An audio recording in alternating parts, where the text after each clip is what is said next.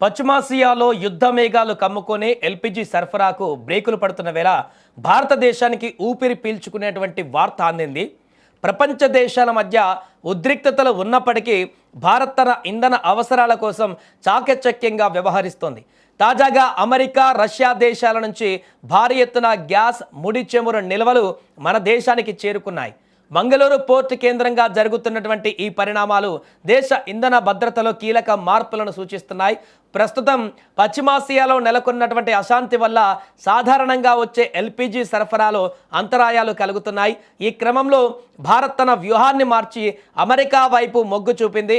ఫిబ్రవరి 14న టెక్సాస్లోని Netherland port నుంచి బయలుదేరినటువంటి పైక్సిస్ Pioneer అనే భారీ నౌక ఆదివారం మంగళూరు పోర్టుకు చేరుకుంది. ఇందులో సుమారు 16,714 మెట్రిక్ టన్నుల ద్రవీకృత పెట్రోలియం గ్యాస్ ఉంది.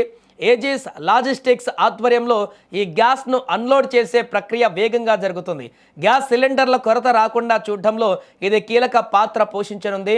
రాజకీయాలలో శాశ్వత మిత్రులు, శాశ్వత శత్రువులు ఉండరు అంటారు. ఈ మాటను ఇండియా పర్ఫెక్ట్గా వాడుకుంది. ఒక పక్క అమెరికా, ఇంకో పక్క రష్యా, ఈ రెండు బద్ధ శత్రువులు.